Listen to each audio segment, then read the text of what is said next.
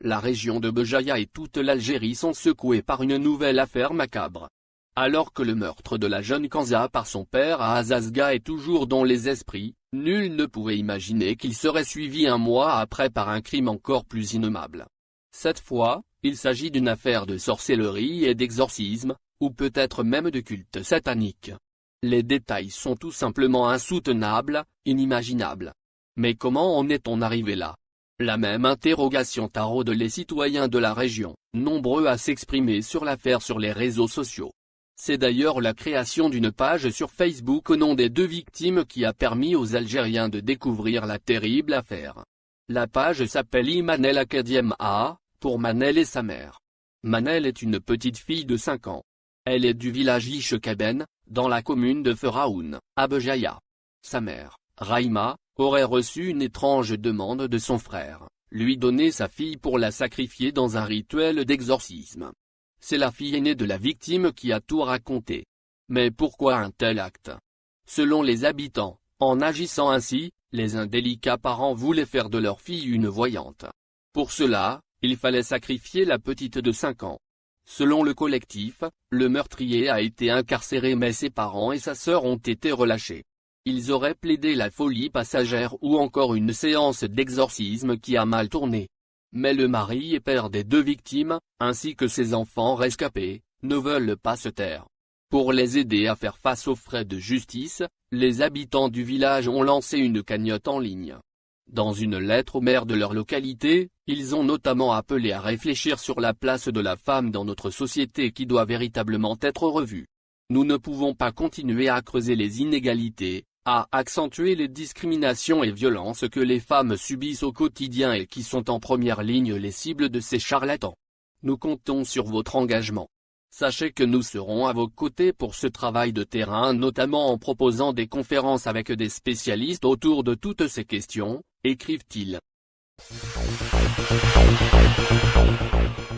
Ce mardi 30 mars, la ville de Constantine bouillonne de colère à la suite de l'arrestation musclée de l'étudiant et militant du Irak Khaled Zegouani, l'une des figures du mouvement populaire algérien au niveau de la capitale de l'Est. Khaled Zegouani a été interpellé brutalement et emmené de force au niveau des locaux du principal commissariat de la sûreté de Wilaya de Constantine. Selon plusieurs témoins oculaires et des sources proches de son entourage familial, le jeune activiste du Irak a été maltraité par les policiers et passé à tabac parce qu'il a refusé de leur livrer les codes de son smartphone personnel. Khaled Zegouani a refusé catégoriquement de se plier aux injonctions des services de sécurité arguant que nul n'a le droit de détourner les données de sa vie privée. Les brutalités policières infligées à Khaled Zegouani ont fait le tour de Constantine, alimentant ainsi une indignation générale. Tout au long de l'après-midi, plusieurs activistes et militants du Irak ont inondé les réseaux sociaux par des appels invitant à l'organisation de rassemblements pacifiques autour du siège de la sûreté Wilaya de Constantine.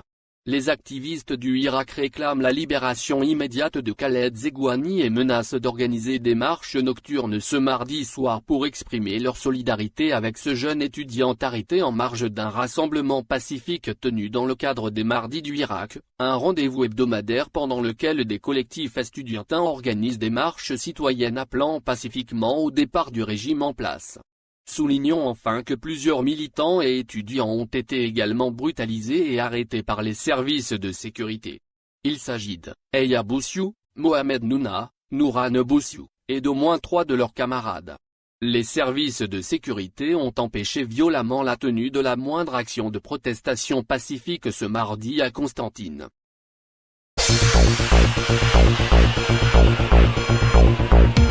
En fuite à l'étranger depuis son limogeage en juillet 2019, l'ancien commandant de la gendarmerie nationale, le général Ghali Belkessir, fait l'objet de plusieurs mandats d'arrêt internationaux.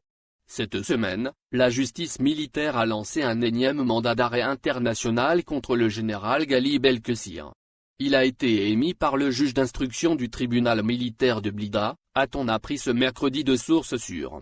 Selon les informations en notre possession, le général Ghali Belkessir détient des documents hautement confidentiels. C'est ce qui a poussé la justice militaire à lancer plusieurs mandats d'arrêt internationaux à son encontre. Cité dans plusieurs scandales de corruption, dont l'affaire des 701 kg de cocaïne saisie au port d'Oran, le général Belkessir est en fuite à l'étranger avec son épouse qui était à la tête de la cour de justice de Tipaza. Début août dernier, l'ancien directeur général de la Sûreté nationale, DGSN, Abdelghani Hamel, en détention, a fait, lors de procès en appel, de graves révélations sur le général Belkessir. En effet, Abdelghani Hamel a révélé que Belkessir était impliqué dans l'affaire de l'ancien baron de la drogue, Ahmed Zandjabil, décédé en 2012. Lors de l'éclatement de l'affaire Zandjabil, en 2004, j'avais fait un rapport accablant sur les liens entre les officiers impliqués, dont Belkessir et Zandjabil que j'ai transmis au commandant de la gendarmerie nationale à l'époque. Après avoir été relevés de leurs fonctions, pour leur implication, ils ne m'ont jamais pardonné, a révélé Abdelghani Hamel. Pour rappel, la justice a émis, en août 2020, le premier mandat d'arrêt international contre le général Belkessir pour haute trahison. Depuis, d'autres ont suivi, mais ils n'ont débouché sur rien. Ce dernier sera-t-il le bon? Le temps nous le dira.